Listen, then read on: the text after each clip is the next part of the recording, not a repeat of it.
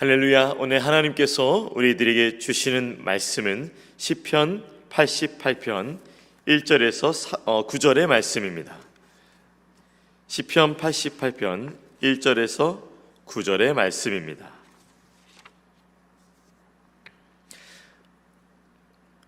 (1절은) 제가 먼저 읽고 우리 교독하고 마지막 (9절은) 한 목소리로 읽도록 하겠습니다. 제가 먼저 읽겠습니다. 여호와 내 구원의 하나님이여, 내가 주야로 주 앞에서 부르짖었사오니 내가 기도가 나의 부르짖음에 주의 귀를 기울여 주소서. 물은 나의 영혼에는 재난이 가득하며 나의 생명은 수월에 가까웠사오니 나는 무덤에 내려가는 자같이 인정되고 힘없는 용사와 같으며 죽은 자 중에 던진 바 되었으며 죽임을 당하여 무덤에 누운 자 같으니이다. 주께서 그들을 다시 기억하지 않으시나니 그들은 주의 손에서 끊어진 자니이다. 깊은 웅덩이와 어둡고 침침한 곳에 두셨사오며 주의 노가 나를 심히 누르시고 주의 모든 파도가 나를 괴롭게 하셨나이다. 셀라.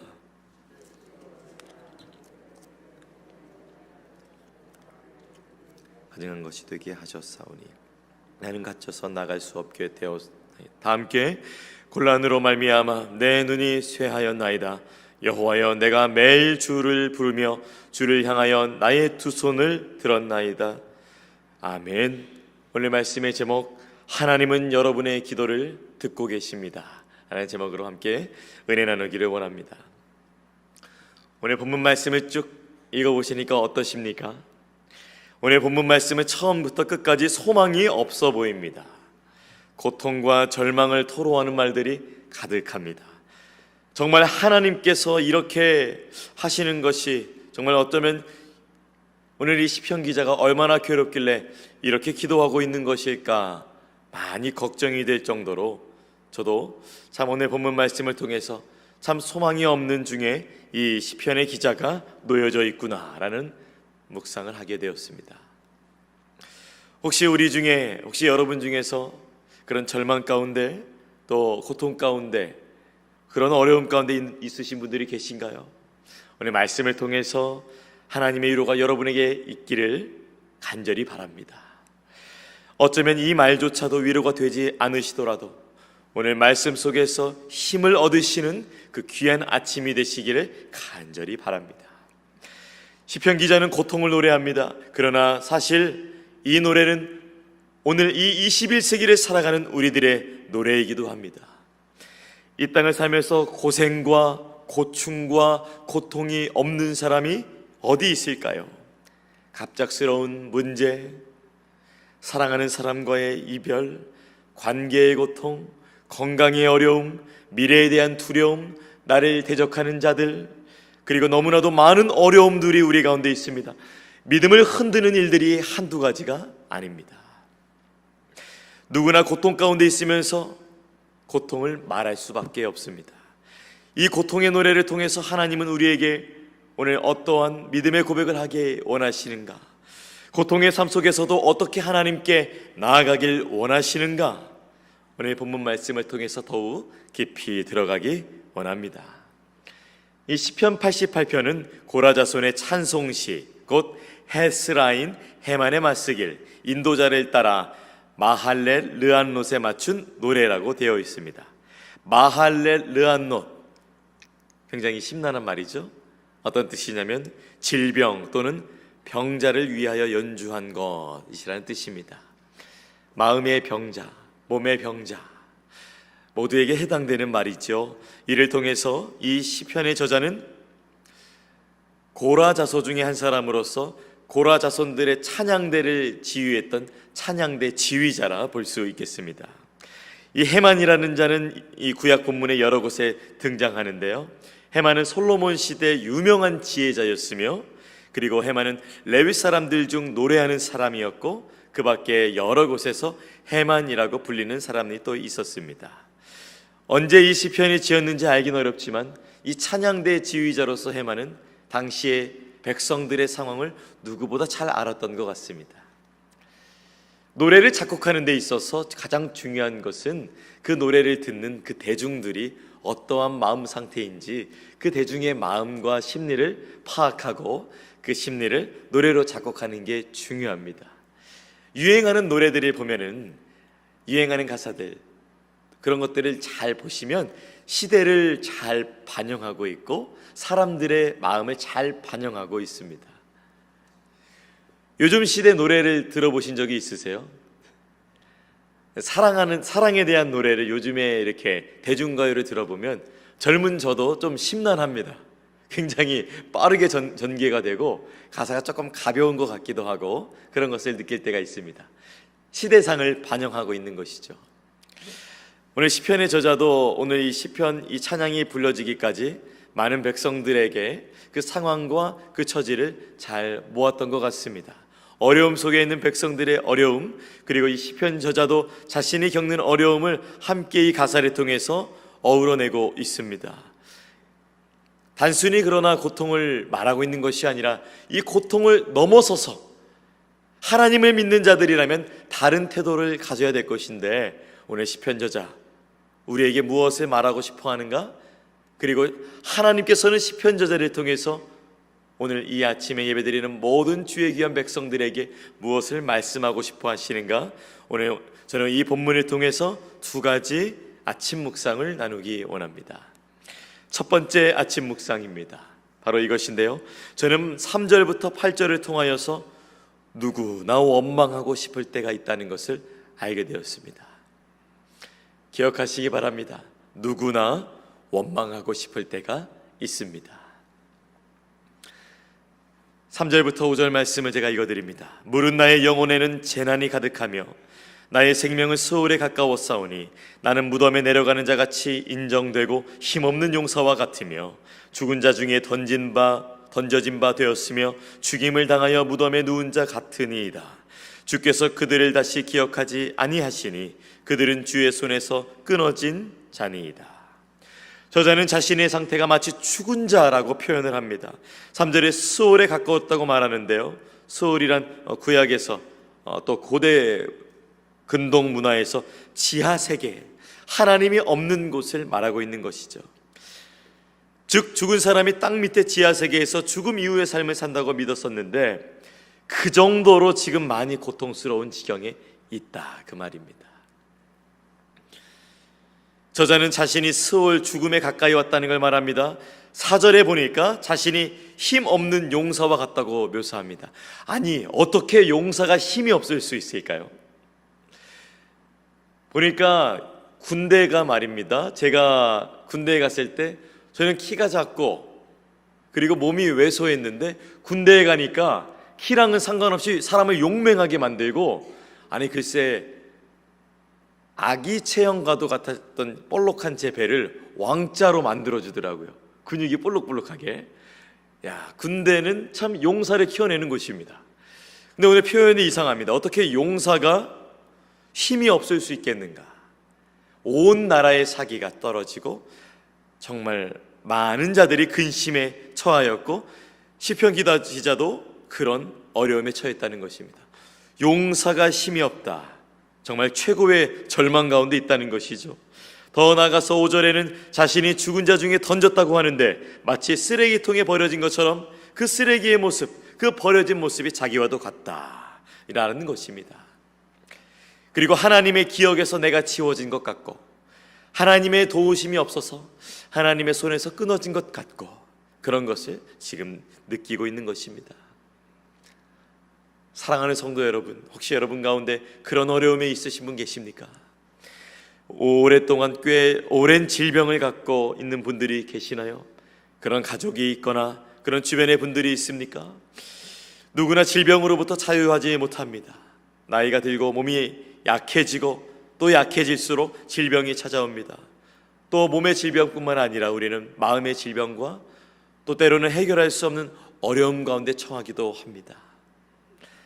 오늘 시편 말씀의 저자도 오늘을 살아가는 우리와 동일하게 참 어려운 마음의 질병, 몸의 질병 가운데 그런 상황 가운데 놓여 있는 것 같습니다. 제가 최근 KBS 뉴스에 보니까 원숭이 두창이라는 희귀 질병이 보도되었습니다. 건강에 유의하셔야겠는데요. 이 세계보건기구 WHO에서는 이 질병의 발병이 78개국에서 글쎄 1만 8천 건을 넘어서서 지금 세계 곳곳에 이 질병이 전달되고 있다고 합니다. 국제적 보건 상태, 그 비상사태를 선언을 지금 한 중입니다. 이게 최근에 미국에서 이제 어린이에게 처음 발견이 되었는데요. 이 원숭이 두창이라는 것이 1958년 연구를 위해서 사육된 원숭이들의 수두에서 비슷한 질병이 이것이라고 합니다. 근데 이게 이제 사람에게 옮겨진 것이죠. 사람들이 그래서 이 식이질병으로 인해서 지금 두려움을 느끼고 있습니다. 여러분, 강건하시기 바랍니다. 시대가 이제 많은 질병들이, 많은 의학들이 해결했다고 하는데 그럼에도 불구하고 그것을 뚫고 들어오는 많은 질병들이 있습니다. 또 많은 것들이 편리해지고 하나님이 없어도 된다고 세상은 말하고 있지만 그것은 사실이 아닙니다. 그것을 뚫고 우리의 영혼의 문제에 많은 것들이 오고 있습니다. 눈에 보이지 않는 마음의 병은 어떻습니까? 오래된 화병, 우울증, 그 외에 여러 가지 정신질환도 또 여러분 자신과 또 가족들이 힘들게 하시지 않습니까? 이렇게 몸과 사람이 마음이 힘들어지면 누군가를 원망합니다. 그리고 하나님을 원망하게 됩니다. 하나님, 왜 나에게 이 일이 일어났습니까? 왜 나에게 눈물 흘릴 일을 나시게 하십니까? 왜 내가 건강이 상하게 하는 왜 그 어려움이 나시게 하십니까? 오늘 저자도 6절에서 8절에 거쳐서 하나님 때문이라고 원망하고 있습니다. 믿음으로 버텨보려고 했는데 저자가 원망 중에 있습니다. 6절에서 8절 말씀입니다. 주께서 나를 깊은 웅덩이와 어둡고 음침한 곳에 두셨사오며 주의 노가 나를 심히 누르시고 주의 모든 파도가 나를 괴롭게 하셨나이다. 셀라. 주께서 내가 아는 자를 내게서 멀리 떠나게 하시고 나를 그들에게 가증한 것이 되게 하셨사오니 나는 갇혀서 나아갈 수 없게 되었나이다. 주께서 음침한 곳에 두셨다고 말합니다. 주의 노가 나를 누른다고 설명합니다. 주님께서 나를 떠나셨다고 말합니다. 그렇습니다. 누구나 어려움이 있습니다. 어려울 때는, 그 우겨쌈을 당할 때는 누구나 원망하고 싶을 때가 있습니다. 그러면 안 되는 줄 알면서 하나님 왜 이러셨습니까? 라며 하나님을 붙잡고 그 원망을 토로할 때가 있습니다. 어떤 사람들은 어려움을 통해서 하나님과 멀어질 때가 있습니다. 그러나 어떤 사람은 어려움을 통해서 하나님과 가까워지는 자도 있으심을 기억하시기 바랍니다. 저는 모든 성도님들이 어려움에 있다 하더라도 하나님과 가까워지는 여러분이 되기를 축복합니다. 하나님은 여러분을 사랑하십니다. 그리고 다 알고 계십니다. 여러분, 다시 한번 주 안에서 힘을 내시는 이 아침이 되시기를 바랍니다. 다 이해할 수는 없지만, 다 받아들여질 수는 없겠지만 분명한 것은 하나님께서 그 십자가대 속의 사랑으로 그 아들을 보내주셔서 영원토록 우리를 사랑하시기로 작정하셨다는 것을 신뢰하시는 이 아침이 되시기를 축복합니다. 저는 두 번째 아침 묵상을 통해서 1절과 12절 말씀, 그리고 읽지 않았지만 13절 말씀을 통해서 이것을 얻게 되었습니다. 그래도 하나님께 기도합니다. 울릉도 가보셨어요? 제주도 가보셨어요? 저는 그거보다 더 좋은 그래도로 여러분을 초청합니다. 그래도 하나님께 기도합니다. 그래도가 섬 이름이 아닙니다. 접속사입니다. 그래도 하나님께 기도합니다. 시인이 너무 괴롭습니다. 자신의 인생에 닥친 일 때문에 화가 납니다. 혼란스럽습니다. 힘듭니다. 그런데 그가 이 힘든 순간에도 여전히 놓지 않고 붙잡는 것이 있었으니 그것이 바로 기도입니다. 기도가 그에게 생명줄이었던 것이죠. 호흡줄이었던 것입니다. 그가 부르짖습니다. 누구에게 부르짖을까요? 전문가에게 부르짖을까요? 가장 내 마음을 아는 친구와 지인들에게 부르짖을까요? 오늘 그는 하나님께 부르짖습니다. 1절 말씀입니다. 내가 주야로 주 앞에서 부르짖었사오니. 시인의 소리가 저는 참 들리는 듯 했습니다. 낭망 중에 소망을 구합니다. 이렇게 어렵지만 하나님의 귓가에 나의 기도가 들려지기를 간절히 바라고 있습니다. 하나님 제발 어떻게 좀 해주세요. 하나님 제발 살려주세요. 하나님 제발 고쳐주세요. 이 애타는 소리가 들리는 듯합니다. 그는 이런 어려운 상황 속에서 또한 하나님이 들으시는 기도가 되도록 간절히 바라고 있습니다. 2절 말씀입니다. 나의 기도가 주 앞에 이르게 하시며 나의 부르짖음에 주의 귀를 기울여 주소서. 자신의 기도가 헛되지 않기를 원하고 있습니다. 자신의 기도가 하나님이 들으시는 기도가 되도록 원하고 있습니다. 당장은 하나님을 찬양할 순 없습니다. 그래도 이 기도를 포기하지 않고 하나님의 은혜를 간구하고 있습니다. 그래도 하나님께 기도하고 있습니다. 13절의 말씀이 더욱 간절하게 다가옵니다. 새벽에 기도하러 나온 여러분에게도 이렇게 되시기를 축복합니다. 그 축복하는 마음으로 제가 13절 말씀, 혹시 성경을 덮지 않으셨다면 우리 13절 말씀 함께 읽어보겠습니다. 시작. 여호와여, 오직 내가 주께 부르짖었사오니 아침에 나의 기도가 주의 앞에 이르리이다. 아멘. 오늘 설교 후 하나님께 드리는 그 기도가, 그 눈물이, 그 탄식이, 그 아침의 절규가, 그것을 하나님께서 들으시는 줄을 믿으시기 바랍니다. 하나님은 여러분을 떠나지 않으십니다. 하나님은 여러분과 오늘도 함께 하십니다. 하나님이 여러분을 사랑하십니다. 그래서 고통이 있지만 그래도 하나님께 기도하는 여러분이 되시기를 주 안에서 권면드립니다. 저에게도 고생이 있을까요? 저에게도 고통이 있을까요? 저에게도 고충이 있을까요? 왜 없겠습니까? 사랑하는 여러분, 저에게도 고생이 있습니다. 저에게도 고충이 있습니다. 저에게도 고통이 있습니다. 그때마다 제가 기도할 때마다 붙잡는 말씀이 있습니다. 바로 빌립보서 4장 6절에서 7절의 말씀입니다. 아무것도 염려하지 말고 다만 모든 일에 기도와 간구로 너희 구할 것을 감사함으로 하나님께 하리라. 그리하면 모든 지각이 뛰어난 하나님의 평강이 그리스도 예수 안에서 너희 마음과 생각을 지키시리라. 이 말씀은 저의 고통에 대해서 구체적으로 말씀하지 않으시지만 제 고통의 한계를 넘어서서 역사하시는 하나님을 보게 하십니다. 하나님이 지켜주시면 견딜 수 있습니다. 하나님이 함께 하시면 힘낼 수 있습니다. 하나님께 기도하면 우린 다시 일어설 수 있습니다. 오늘 말씀을 통해 두 가지 아침 묵상을 나눴습니다. 누구나 원망하고 싶을 때가 있다는 것, 그래도 우리 예수의 사람들은 그래도 하나님께 기도한다는 것.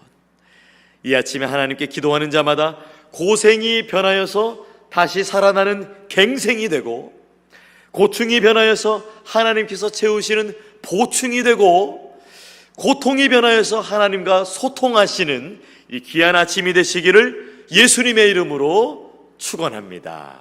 아멘. 기도하겠습니다. 하나님, 고난 가운데, 고생 가운데, 고통 가운데 있는 자들이 있습니다. 회복시켜 주시옵소서, 치유하여 주시옵소서, 소생시켜 주시옵소서. 성령님, 우리의 능력이 없음을 고백합니다. 마음을 붙잡아 주시고 주님 바라보게 하여 주시옵소서. 믿음으로 더하여 주시옵소서. 아버지 하나님이 원하시는 마음 갖게 하여 주옵소서. 기도하는 모든 주의 권속들마다 이 아침 그 기도를 들어주시고 그 기도를 들어주시는 하나님을 바라보며 믿음으로 시작하는 이 아침 되게 하여 주옵소서. 그리하여서 하나님, 그 마음의 평강이, 그 마음의 평안이, 그 마음의 소망이, 특별히 하늘나라의 소망이 가득하도록 주여 함께하여 주시옵소서. 감사드리며 우리를 사랑하시는 예수님의 이름으로 기도합니다. 아멘. 하늘에 계신 우리 아버지여, 이름이 거룩히 여김을 받으시오며 나라가 임하시오며 뜻이 하늘에서 이루어진 것 같이 땅에서 이루어지이다. 오늘 우리에게 일용할 양식을 주시옵고 우리가 우리에게 죄 지은 자를 사하여 준 것 같이 우리들을 사하여 주시옵고 우리를 시험에 들게 하지 마시옵고 다만 악에서 구하시옵소서. 나라와 권세와 영광이 아버지께 영원히 있사옵나이다. 아멘. 여러분의 기도의 제목이 하나님이 함께 하십니다. 각자의 기도의 제목으로 기도하시겠습니다.